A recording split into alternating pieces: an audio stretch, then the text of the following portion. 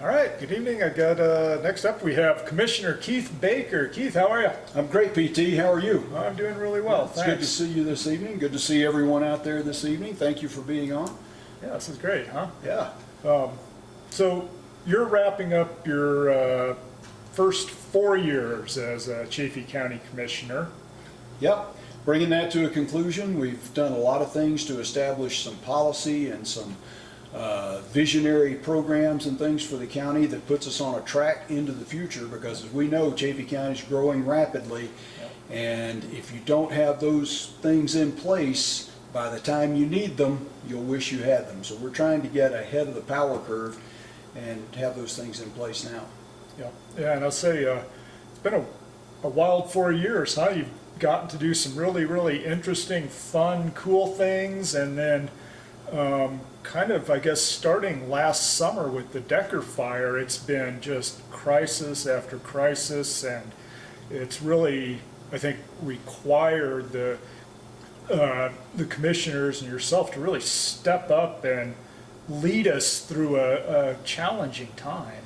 Yes, and my 23 years of Navy experience really stood me in good stead there with working not just in the Navy environment, but in the Washington, D.C. interagency environment, big staff environment, and international operations too, doing a lot of policy coordination and interagency coordination, and not being afraid to pick up the phone and call somebody and really try to see things through their perspective, but also protect the county's interests as well.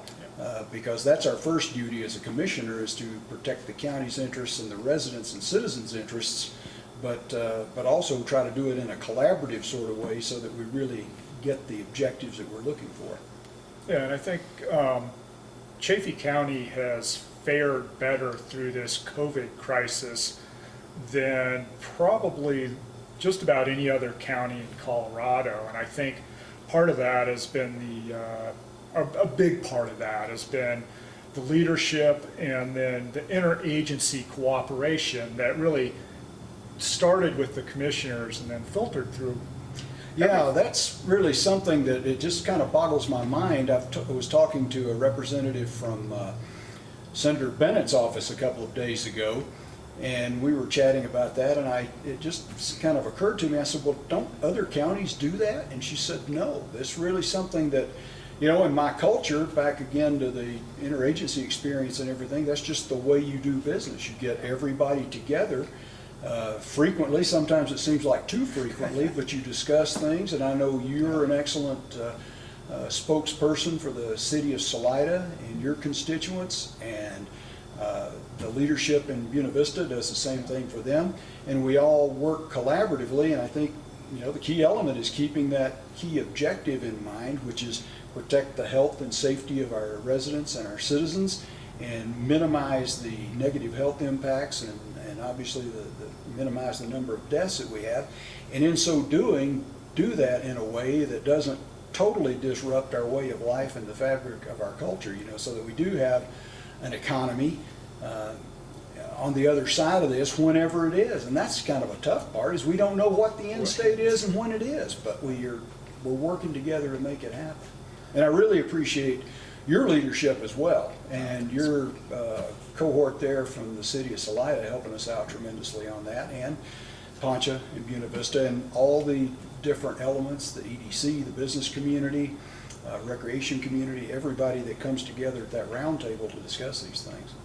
Yeah, it's been really a positive thing. And I think as we continue to work through that, I think we do have to look at the future. There is a past COVID Yes. future here, and I think you guys are working on some really interesting things that I'm excited about. The fire protection plan, the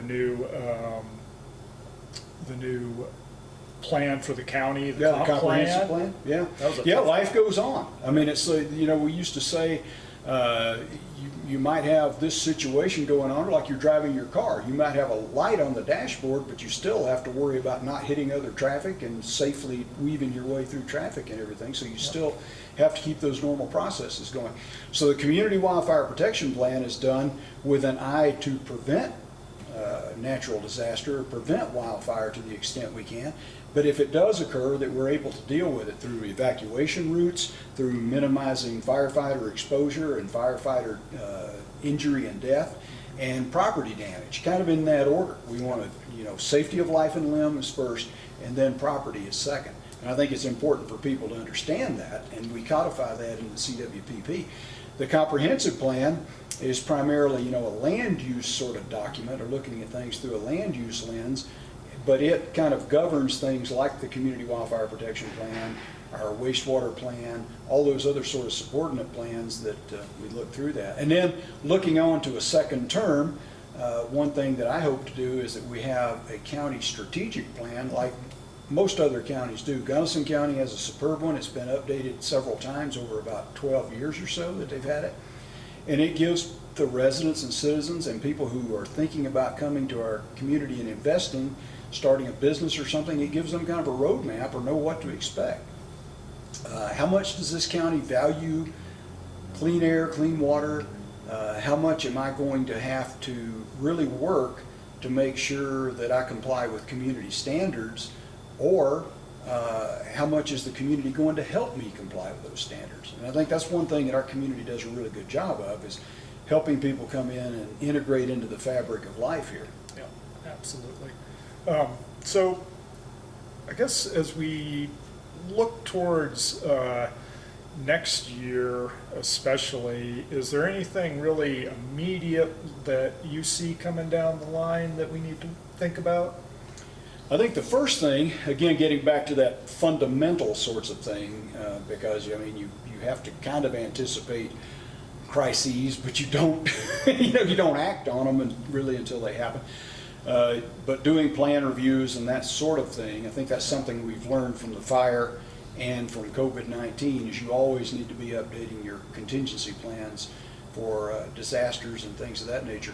But back to the fundamental elements, I think obviously we want to have the comprehensive plan approved and signed in the next couple of months, I'd say late summer, early fall, and it's out for review right now, public review. So we're working on that and continuing on that. But after we take a breather with the holidays and whatever happens with COVID-19, based on resumption of school and reopening and all those sorts of things that we really can't foresee clearly, but starting to update the land use code to get it more closely integrated with the comprehensive plan. It's been one of the things that I've heard since I've been here, since early 2004, that the land use code and the comprehensive plan don't mesh. Right. They're at total disharmony. The comp plan says this is the vision, and the land use code doesn't foster that vision. Yeah, that can be a real challenge for Right. sure. So that's probably one that's on the near horizon, Yeah. near planning horizon. And then that strategic plan, like I talked about, really trying to establish a broader scope vision, not just like the comp plan does, which is primarily through a land use lens, but something that looks at land use, looks at economic development, looks at how the county as a functional organization operates, like the county administration, and how all the elected officials work together, and make some contracts about how we cooperate and collaborate. One thing I think that as a municipality we are concerned about moving forward is our infrastructure, and with CDOT's budget looking like it's going to be cut considerably, some of that infrastructure stuff is going to fall back on us a little bit more than maybe was anticipated. Yeah, I think our share of these matching programs might increase dramatically. Yeah. The Highway User Trust Fund money that we usually get to help maintain our local roads based on how many lane miles we have, that's probably going to diminish. It's probably going to be raked somewhat in the legislature, the Joint Budget Committee. And this is a point I keep stressing every opportunity that I have with the federal delegation, the state delegation, and obviously everybody at CDOT. They can't think of Chaffee County through the same planning lens that they did 12, 15 years ago. If things they thought they could get away with deferring to 10 years, now they better be working on them tomorrow, yesterday, because we're almost like an exurb of the Front Range mega region. Yeah.